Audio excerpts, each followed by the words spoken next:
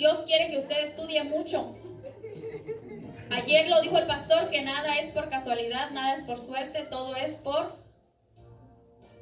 ¿por qué? Providencia.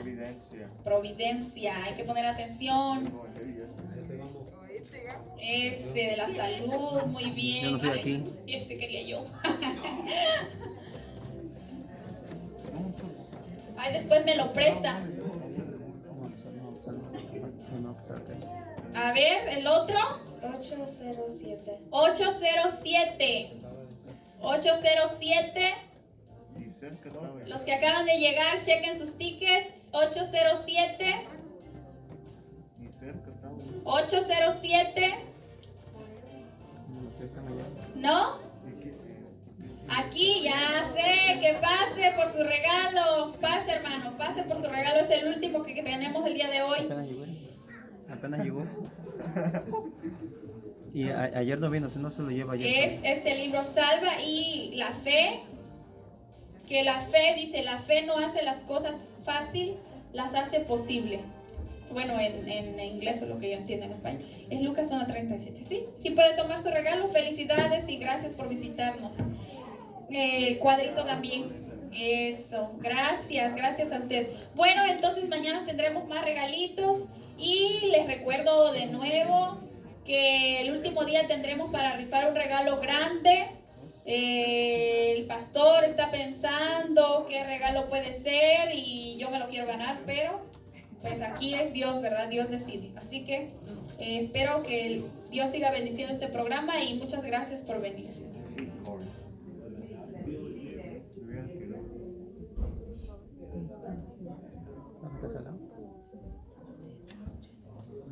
No purifique, yo quiero eso. Así que si tú quieres cantar y quieres que Dios transforme tu vida, te invito a que te pongas de pie. Vamos a hacer ejercicio y vamos a cantar.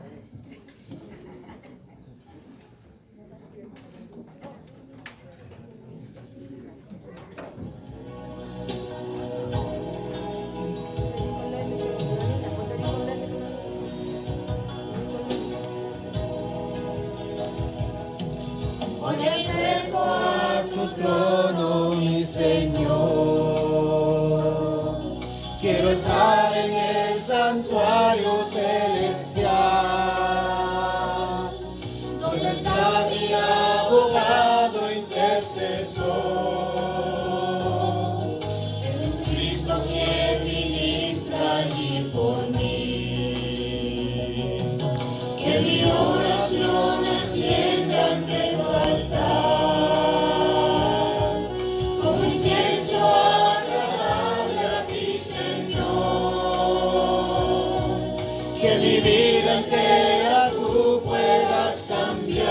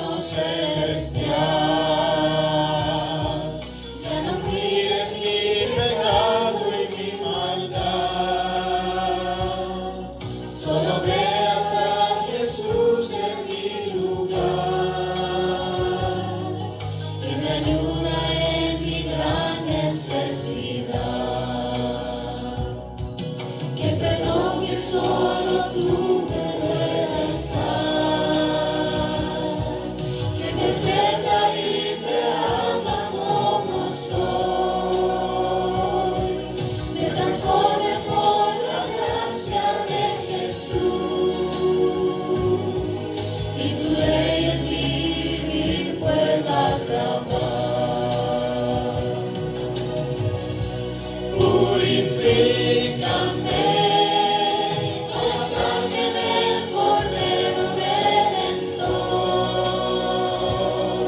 que la paz de Dios llene mi alma entera y mi corazón. Jesucristo mora en mí.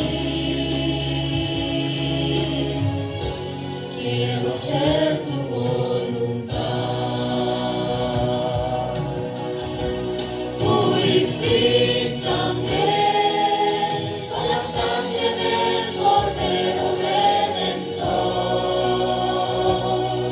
Que la paz de Dios llene mi alma entera y mi corazón. Jesucristo mora en mí. Quiero ser tu voluntad. Jesucristo mora en mí. Quiero ser tu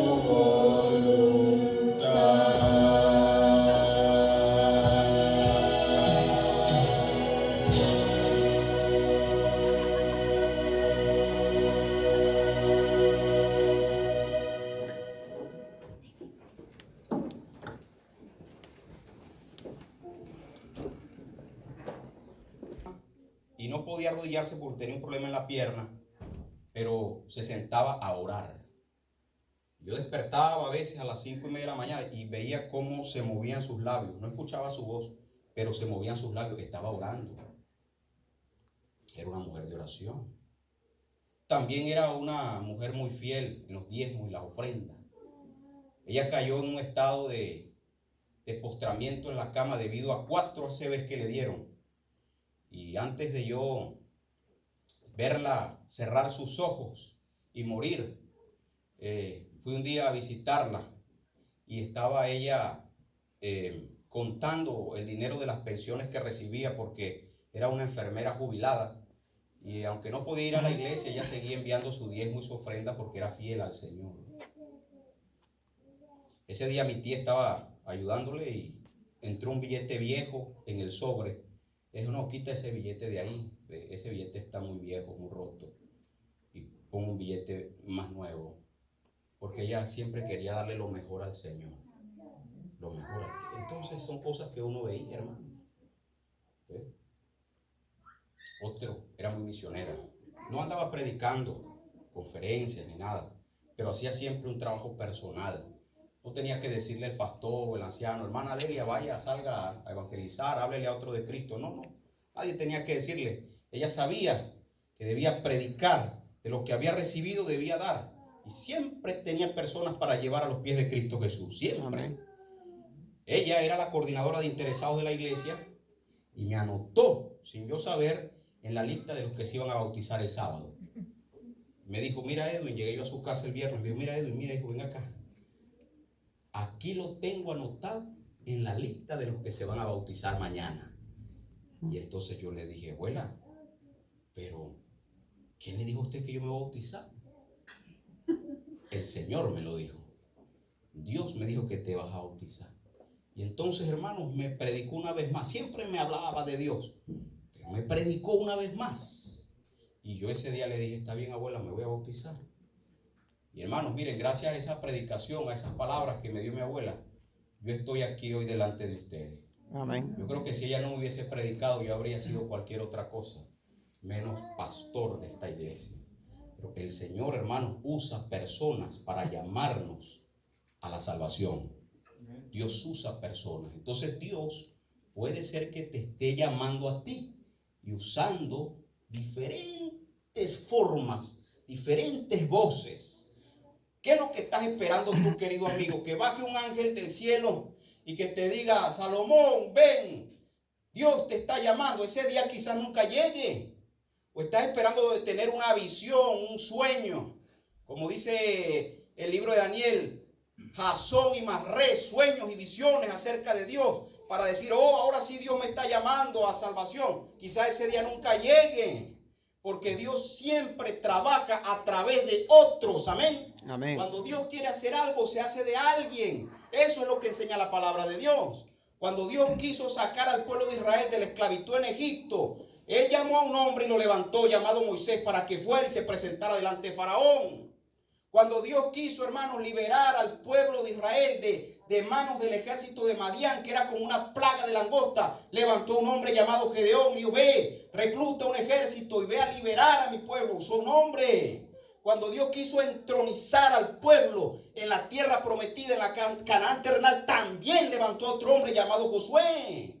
Entonces Dios siempre trabaja de esa forma. Cuando Dios quiso escoger, escúchame bien, cuando Dios quiso escoger a Saulo de Tarso para levantarlo como un apóstol, como un instrumento suyo elegido para llevar su nombre a naciones y a reyes, ¿a quién usó? Usó a un hombre llamado Ananías y le dijo: ve allá a la calle derecha, allá te vas a encontrar con Saulo, predícale y dile que yo voy a bautizarlo porque lo he escogido. Y así fue. Ananías le dijo: mira, yo vengo de parte del Señor y Dios me dijo que te bautizara porque eres un instrumento elegido por Él. Y ocurrió así. Saulo se bautizó y se le cayeron las escamas de los ojos. ¿Ustedes han leído esa historia, hermanos? Que Dios trabaja de esa forma. ¿De qué estás esperando tú para hacer una decisión? ¿Cómo esperas tú que Dios te hable si te ha estado hablando ya? Pilato tampoco le hizo caso a la voz de un ser querido.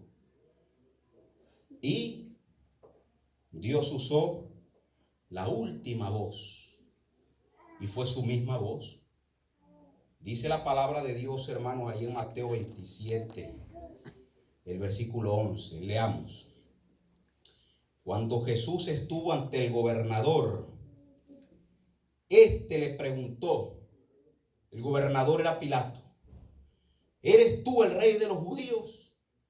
Jesús le dijo: sí, es como tú dices. La pregunta que hizo Pilato era una pregunta importante. La respuesta tenía sus implicaciones. La pregunta fue: ¿eres tú el rey de los judíos? ¿Eres tú el Mesías prometido? ¿Eres tú el libertador de Israel, de quien las profecías han hablado? Y entonces Jesús le respondió de manera afirmativa. Le dijo: sí, así es como tú lo estás diciendo. El mismo Jesús diciéndole, declarándole la verdad, hablándole, y él tampoco hizo caso, hermanos. Entonces noten ustedes, Dios habla a través de la voz de la razón, la voz de la conciencia, la voz de un ser querido y su propia voz. ¿Sí me siguen, hermanos? Pero ¿por qué Pilato sentenció a Jesús? ¿Saben por qué? Porque hubo factores que lo controlaron. Lo primero que controló a Pilato fue la posición y las posesiones. Él pensó, ahí sí pensó, porque a veces, hermanos, nosotros tenemos cabeza para pensar en los negocios de esta tierra, pero no tenemos el mismo pensamiento para hacer tesoros en el reino de los cielos. Entonces ahí sí pensó él, dijo: si yo suelto a Jesús, se lo van a decir a César y entonces me van a quitar de gobernador y voy a perder el cargo, y junto con el cargo también, pensó él, voy a perder las posesiones que tengo. Así que eso lo controló a él. Muchas personas hoy en día no van a Cristo Jesús porque son controlados por el materialismo de este mundo. Por, como dice la palabra de Dios, los afanes de la vida ahogan la semilla del evangelio, hermanos. La semilla cae, pero los afanes de la vida, hermanos, impiden que esa semilla germine, crezca y dé fruto para salvación. Amén. Y lo otro fue la presión social, la muchedumbre, la opinión pública. Allá afuera había una cantidad de gente gritando: crucifícalo, crucifícalo, crucifícalo. Y entonces Pilato se dejó controlar por lo que estaba diciendo la gente. Y hay personas así hoy también, ¿sí o no, hermanos? Hay jóvenes que se dejan controlar por lo que los demás piensen, por lo que lo invita a ser su amigo. Si el amigo lo invita a participar de las drogas, se deja influir. Si el amigo lo invita a hacer algo malo, se deja influir. Lo afecta la presión social. Y hay personas, hombres y mujeres, que no van al Señor porque están pensando en lo que otros vayan a decir, en lo que otros vayan a pensar. Y yo les he dicho a ustedes, hermanos, en esta noche, que en los asuntos de la salvación, la decisión es personal. Tú no puedes permitir que otro decida tu estado espiritual, si eres salvo o no. Esa es una decisión personal. Tú decides. Y finalmente, hermanos, la Biblia dice que Pilato sentenció a Jesús. Ustedes saben que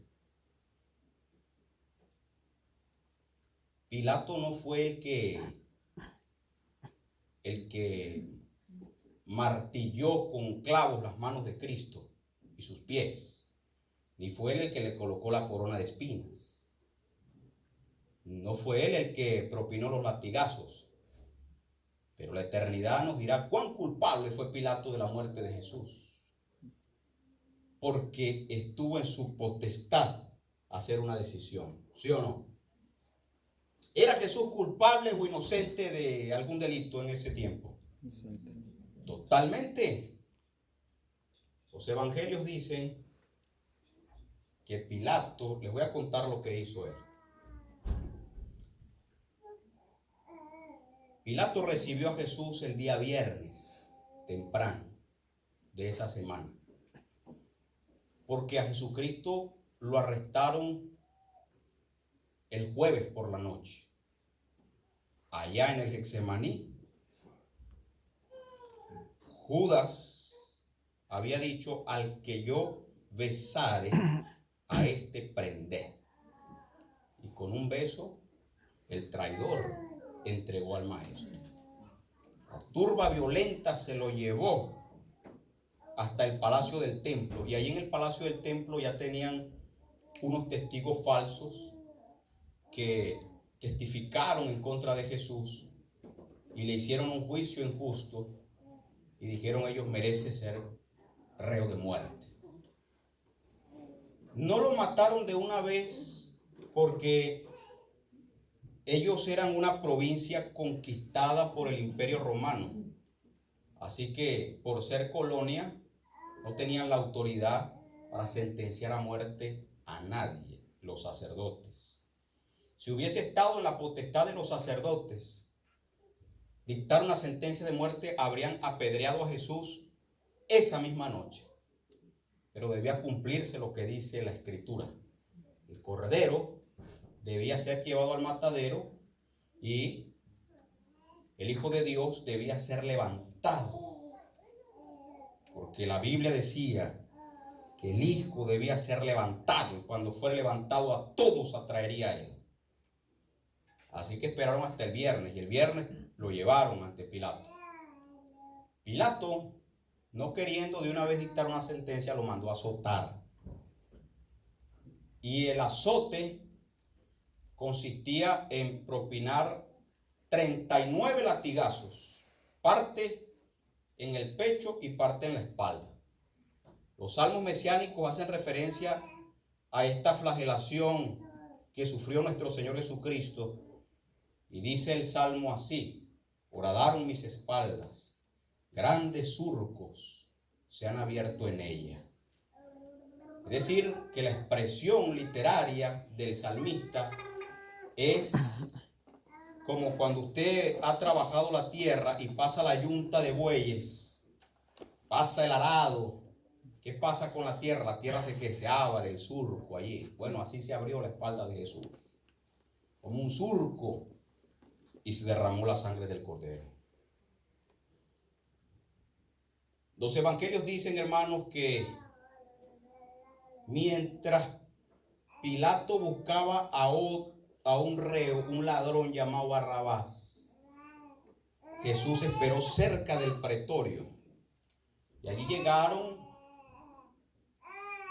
unos soldados y tejieron una corona de espinas y se la pusieron. Le tiraron un manto en la cara y le golpeaban diciendo: profetiza a ver quién es el que te pega, profetiza. Le escupieron la cara y le dieron con un palo por la cabeza y se enterraron las espinas. La corona que le tejieron a Jesús no es como esa coronilla que usted ve en la película de Franco Sefirelli, ¿no? Que solamente bordea la frente, ¿no? La corona que le tejieron al Señor fue una corona como especie de un casco que iba desde la frente hasta la nuca. Esa fue la corona que le tejieron al Señor. Finalmente trajeron a Barrabás y Pilato entonces presentó a ambos ante el pueblo y entonces les dijo: ¿a quién quiere que le suelte en estas fiestas? ¿A Jesús llamado el Cristo o a Barrabás? ¿Y qué dijo el pueblo, hermano? Barrabás, suéltanos a Barrabás y crucifica a Cristo. Y así prefirieron ellos un ladrón que al Salvador del mundo. No soy culpable de la sangre de este inocente. Y el pueblo dijo: que su sangre caiga sobre nosotros y nuestra descendencia. Y con esa sentencia se condenaron, porque en el año 70 después de Cristo vino una terrible destrucción sobre Jerusalén. Tomaron a Cristo, hermanos, y comenzó el ascenso a la cuesta del Calvario. Los que eran crucificados los amarraban de la pantorrilla, uno detrás de otro, y les amarraban el travesaño de la cruz. Así que ellos iban amarrados de brazos y amarrados de la pantorrilla. Los evangelios dicen que el Señor Jesucristo se cayó varias veces. Y cuando Él se caía, no podía poner sus brazos para soportar la caída. Así que cuando Él caía, el peso de su cuerpo y del madero lo soportaban sus rodillas, su pecho o su cara. Lo llevaron, hermanos, hasta allá, hasta el monte La Calavera, y allí lo clavaron en la cruz. La cruz era un instrumento de tortura que fue inventado por los asirios y adoptado por los romanos. Los asirios eran expertos en la tortura. Ellos eran especialistas en torturar, en dañar a la gente. Ellos eran esos que llegaban a un pueblo, a una ciudad, y para esclavizar a los hombres les cortaban los dedos pulgares de las manos y los pies. Es decir, el dedo gordo de las manos y de los pies, para esclavizar a los hombres. Porque este dedito que usted ve aquí, este dedito es el que le da a usted la fuerza para empuñar una espada, un palo o algo para defenderse. Si usted no lo tiene, no tiene fuerza para empuñar. Y si le cortan el dedo gordo de los pies, no va a tener equilibrio, no va a poder correr. Cualquier empujón lo va a tirar ahí al piso de cosas. Eso eran los asirios. Ellos fueron los que inventaron la cruz. Y Roma, que es presentado en Daniel como una bestia que tiene dientes y uñas de hierro, por su fiereza, adoptaron ese instrumento de tortura, la cruz. Y ese instrumento tenía un triple propósito. El primero era avergonzar. Era avergonzar. Porque cuando esas personas eran puestas en la cruz, las cruces no eran altas como ustedes piensan o han visto en las películas.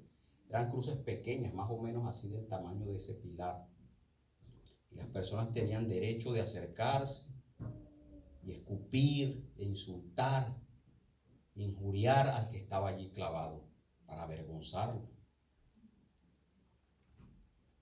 Causar dolor era el segundo propósito de la cruz. Por eso a los crucificados los clavaban.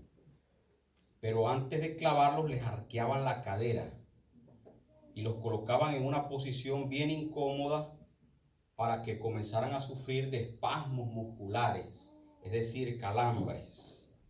Y su pecho quedaba prácticamente sin capacidad de respiración, así que el crucificado tenía que apoyar sus pies que estaban clavados y hacer una fuerza con sus piernas para levantar el peso del pecho de su cuerpo y poder inhalar aire. Si no hacía ese ejercicio constante, pues entonces moría por asfixia.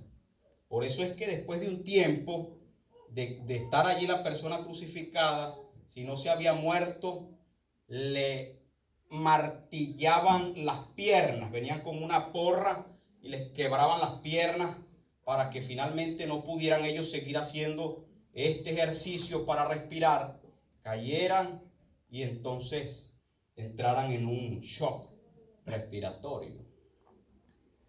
Bueno, Cristo estaba sufriendo esa situación. Y finalmente, la muerte. Los crucificados morían paulatinamente. Morían. Entonces era vergüenza, dolor y ¿qué más dije? Y muerte. Las mismas consecuencias del pecado. Porque el pecado produce vergüenza, ¿sí o no, hermanos? El pecado produce dolor y el pecado mata. La paga del pecado es la muerte. Mire esta noche a Jesús en el Calvario, derramando su sangre. La salvación, hermanos, la Biblia enseña que es gratuita, es por gracia, es don del cielo, pero no es barata la salvación. La salvación tuya, querido amigo, se pagó a un precio muy elevado. Con angustia y con dolor, como dice el cantito, se expió nuestra salvación. Entonces, la pregunta es pertinente y es personal. ¿Qué haré con Jesús llamado el Cristo? Voy a terminar esta noche, hermanos, contándole la experiencia de María Elena. A María Elena yo la conocí en un distrito allá en Venezuela, cuando estaba en Venezuela. El anciano me pidió que fuéramos a visitarla. Cuando yo llegué a esa casa, la casa estaba hacia el fondo, un patio amplio al frente y la casa en el fondo. En toda la entrada de la casa, ella estaba en una silla de esas recostaderas, esas que son como especie de camilla. Ahí estaba ella boca abajo, acostada boca abajo. Cuando nosotros nos acercamos, yo vi que tenía una cantidad de llagas desde la espalda hasta las nalgas, con gasas ahí puestas y un mosquero encima. Y ella entonces trató de medio acomodarse porque le daba como vergüenza que la vieran en esa condición. E insistentemente comenzó a decirle a su hermano: busca la foto, tráeme la foto, tráela por favor la foto. El niñito se metió a la casa, al cuarto allá, y trajo una fotografía de ella, una fotografía de cuerpo entero. Y me dijo con insistencia, mire pastor, mire, así era yo, pastor. Aquella joven como de aproximadamente 18 años. Pastor, así mire pastor, así era yo. Entonces yo miré la fotografía, una joven en el pleno vigor de la vida, juventud rebosante, buena cara, buen cuerpo. Y mi pregunta fue, ¿y por qué estás así ahora? ¿Qué te pasó? Y ella me contó. Marielena había tenido un accidente de tránsito. Allá en Venezuela, en diciembre, finales de noviembre, acostumbran a hacer una fiesta que les llaman amaneceres gaiteros, donde la gente va desde la noche hasta la mañana a esos lugares. Por eso se llama amanecer gaitero. A fiestas, a bailes. Allí bailan esa música que se llama gaita. Y en medio de la música, la algarabía, hay alcohol, aguardiente. Y ella fue con unos amigos. Cuando iba regresando a su casa, el que iba conduciendo, el muchacho, perdió el control porque iba bajo los efectos del alcohol y se metió hacia una cuneta y pegaron contra un árbol, el carro se volteó y el resultado fue 3 muertos, 2 heridos. Ella fue una de las personas que quedó herida.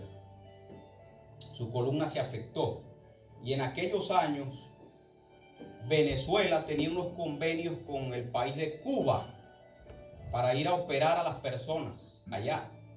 Su madre la llevó para que se operara en Cuba, pero ella no quedó bien, quedó afectada.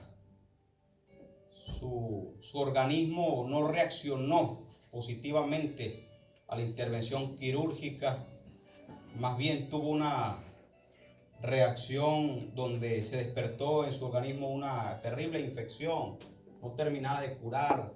La madre en medio de ese estrés de ver a su hija en cama, toda la carga económica de pagar las medicinas, el tratamiento, toda esa situación, esa señora se enfermó y se murió. Se quedó Marielena en cama y sin mamá. El padre de Marielena, ese día cuando yo estaba ahí, hermano, había un hombre así en el corredor de la casa, sin camisa, con un pantalón de mezclilla recortado por aquí, descalzo, sin zapatos, tirado en el piso, con una botella de anís blanco, borracho que no se podía levantar del piso. Ese era el papá de Marielena. Ese era. ¿Y por qué estábamos nosotros ahí?